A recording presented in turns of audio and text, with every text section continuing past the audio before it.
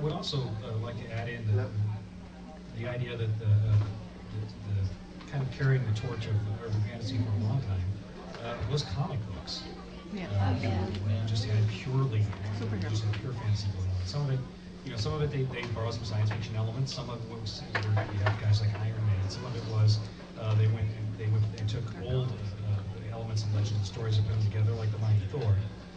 And then again, they set them in the major urban center of the world, which is New York City.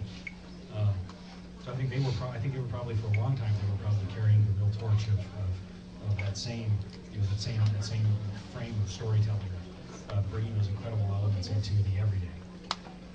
Yeah, the pulp magicians would also be right around that same era as well.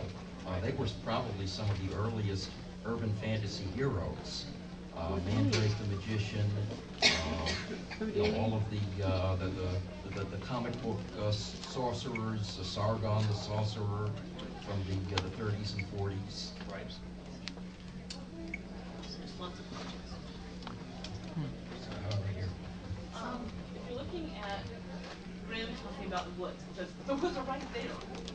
Doesn't that kind of make the cities our woods that are right there? Because there are things you go wrong in the city that are really, really scary. You go down the wrong dark alley. It's funny how there's a big bad, if you get down the wrong alley, there's a big bad wolf. You have a straight it's funny how urban fantasy It's scarier if it happened to you. Yeah. as we move to the suburbs, out of the cities, because of the fear of us, the city. Now the city has become our woods. Yeah. The suburbs would know that. It's scary now. Well, One of the Stephen things I King think is manages to make interesting. the suburbs pretty darn frightening. One of the things I think is interesting is that in some of the writings in science fiction, fantasy, urban settings, we're not all stuck like Hollywood wants us to be in Los Angeles. I'm so sick of Los Angeles and New York. I'm sorry. I like to see New Orleans, St. Louis, Chicago, Lincoln, Nebraska. I don't care. Somewhere on the side of LA. Thank you. And it makes me, I think the writers do that. Well, if it makes you feel any better, I just read that The Avengers is being filmed entirely in Albuquerque, New Mexico. Hey. Los Angeles. Yeah, the gentleman with the automatic weapon.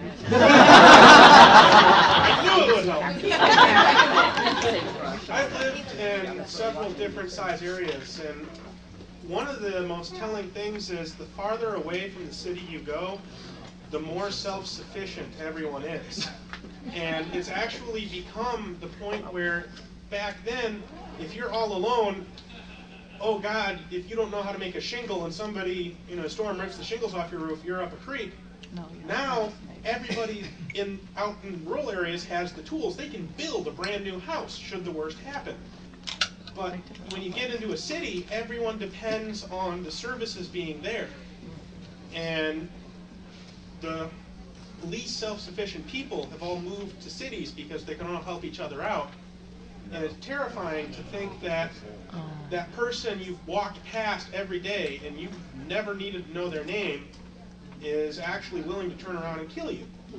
While in rural areas you go, well, I've got my 30-06, I got my 22, and oh yeah, I got that 25-pound sledge. Bring it! That's just another fantasy. That whole perception is another fantasy. Okay, this gentleman right here with the black hat. Excellent. There's a lie. Going from before, talking about some of the roots, maybe some of where current urban fantasies come from, do y'all as writers feel any kinship with the cyberpunk literature movement, things like Neuromancer, Snow Crash, that sort of thing, the very dystopian urban settings?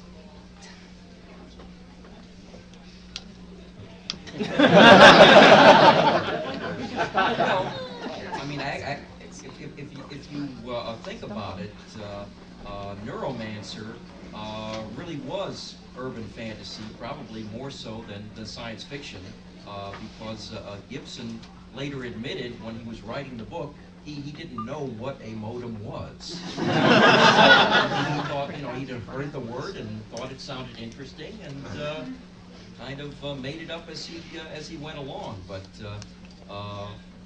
you know, cyberspace. I've never heard that. Wow. I mean, unless it's an urban legend. Maybe, I don't know. I've never. I mean, but of course, you know, you have to believe everything you hear. Man, he had some science fiction. I didn't know what a motive was. Y'all take romance, I'm just being so disillusioned right now. You're a paid writer. You should be used to this. No, I do it myself all the time. I just figure that's me. He's married too. Well, now Okay, so that one wasn't as funny. I'm sorry. Run for it. I'll cover your escape for 3 to 4 seconds. You know, so cyberspace is essentially it's a mentalized environment. I mean, it doesn't have any physicality. It really is a fantastical, almost a fantasy environment. So yeah, I mean, certainly the possibilities of crossover are right there. Yeah, certainly, currently the largest cyberspace interaction virtual reality in the world is a fantasy environment, World of Warcraft. I mean, it is.